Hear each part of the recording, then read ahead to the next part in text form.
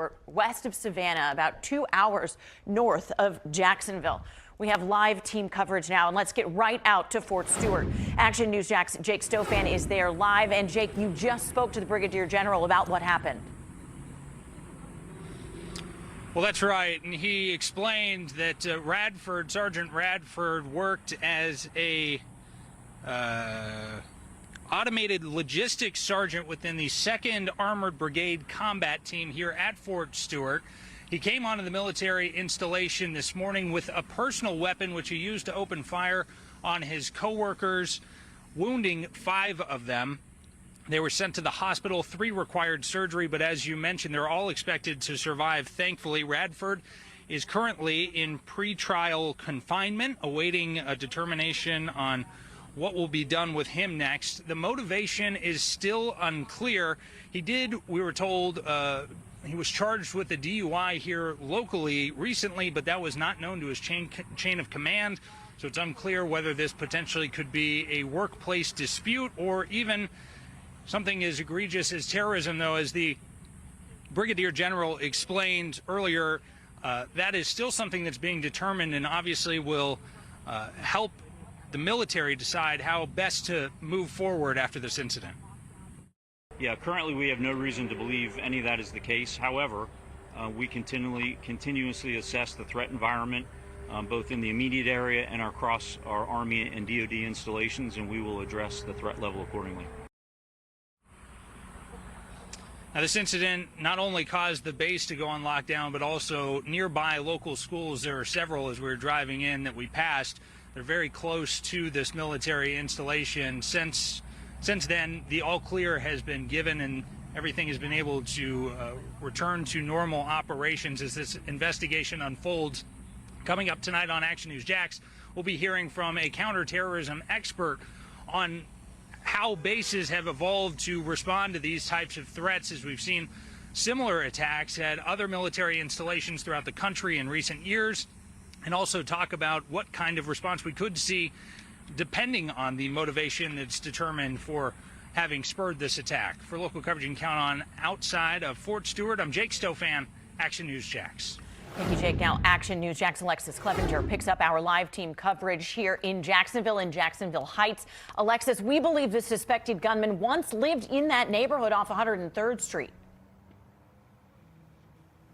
And Emily, we believed we tracked down where that suspected gunman lives here in Jacksonville. I can tell you that I just spoke with somebody who lives at the home, and he did confirm that Cornelius Radford has lived there. Now, I can tell you there is no scene or police activity going on right now in this neighborhood. We are working to talk to others who live inside the home, some family members and neighbors that are in this area. I will have an update for you coming up on Action News Jax at 5. For now, for local coverage you can count on, Alexis Clevenger, Action News Jax. Yeah, that's going to be a developing situation. Now, Georgia Governor Brian Kemp released a statement saying, in part, quote, "We are keeping the victims, their families, and all those who answer the call to serve in our hearts and prayers. And we ask that Georgians everywhere do the same." Well, this is the 261st mass shooting so far this year in the U.S. That's according to the Gun Violence Archive. It defines a mass shooting as 4 or more people shot or killed, not including the shooter. In 2024, there were 503 mass shootings. That's compared to 659 in 2023, 644 in 2022, and 689 in 2021. This, of course, is a breaking story with local ties where we are getting new details and reactions every minute. Be sure to stay with us on air and online as we learn about the suspected shooter and the victims. And we have more breaking news now here at 4:03. We have a live look at heavy law enforcement presence on I-95 north at the Trout River. That is where the bridge has been blocked. Jacksonville police say this is because of a police chase.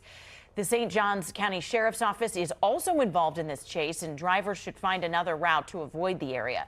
Action News Jax is working to learn what happened and if anybody was hurt. And new at 4, only Action News Jax has learned a local firefighter was arrested this week at the fire station. He is accused of stealing from Winn-Dixie more than 24 times, many in uniform and some of them on duty. We have confirmed this is Brian Albright. The report says he failed to scan items at the self-checkout line 27 different times since March, stealing hundreds of items, things like steaks or other prepackaged foods. We have reached out to the Jacksonville Fire Rescue for a comment to find out his employment status as well. We have not heard back. And let's take a live look over downtown Jacksonville, where you can see heavy storms there, even some rain in that camera shot. First Alert meteorologist Mike Burrish joins us live now. And Mike, for the third day in a row, storms are really putting down a lot of rain in a short amount of time. Yeah, Emily, a lot of rain and a lot of lightning as well. Once again, I-95 in University was pouring at this camera just a few minutes ago. It's still wet, obviously, but the bulk of that storm has shifted just a tad bit off to the south and east. Here is 5 Sweep First Alert top of their HG. The storms are once again lining up and down the St. Johns River and or I-95 for the most part, with a general movement toward the east, though sometimes moving a little more southward as well. So kind of an east-southeast movement.